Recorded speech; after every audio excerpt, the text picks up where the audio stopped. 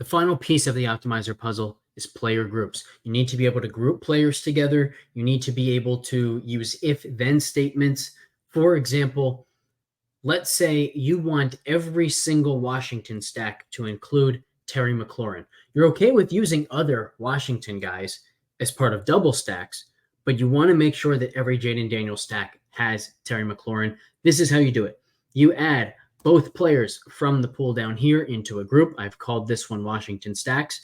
And then you use the anchor function.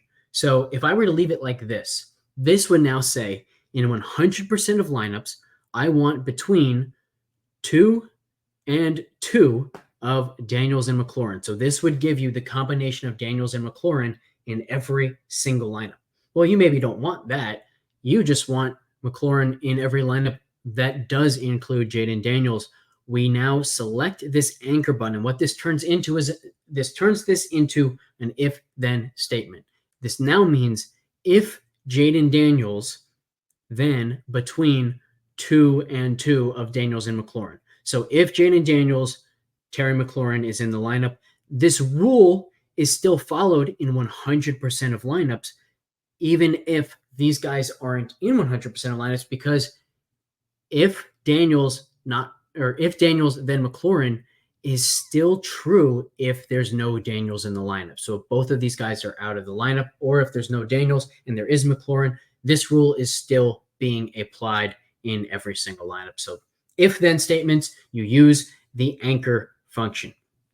Next, we can use a similar concept here to say, you know what, in every single Tua lineup, I want at least one of Tyreek Hill, not Jalen Waddle. But maybe you don't ever want both of them together. You believe, hey, if Jalen Waddle has a great game, that's ruining the Tyreek Hill ceiling. So the way we would do that is to create one group first, Miami Stacks, the same way that we did Washington. So now we're saying if Tua Tagovailoa, we want between 2 and 3 of Tyreek Hill and Jalen Waddle. Now, you also could do between 2 and 2, right? So if Tua's in, obviously he's one of these two, and so then it's selecting one of the other two.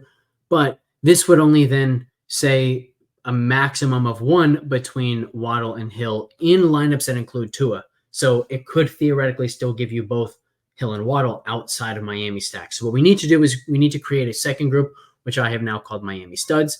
It includes Tyreek Hill. It includes Jalen Waddle. There's no more anchor. And in 100% of lineups, I'm going to use between 0 and 1 of these two guys. That excludes any lineups from having both of them, whether or not Tua is in that lineup. So player groups, super easy. The main thing that you need to remember, this percentage number says the percentage of lineups in which this rule is going to be followed. Minimum is the number of players. If you're using an anchor, the anchor does count towards both the min and the max. And then, of course, if there is, so you know what? Let's do one more example. Let's say that in at least 10% of lineups, you want to pay up twice. You want to use both CeeDee Lamb and Tyreek Hill. Let's build that one together. So we would say Hill and Lamb.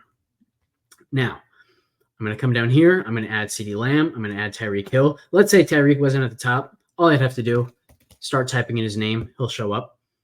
And I want both of them, but obviously I don't want them together in 100% of lineups. I want this combination in at least 10% of lineups.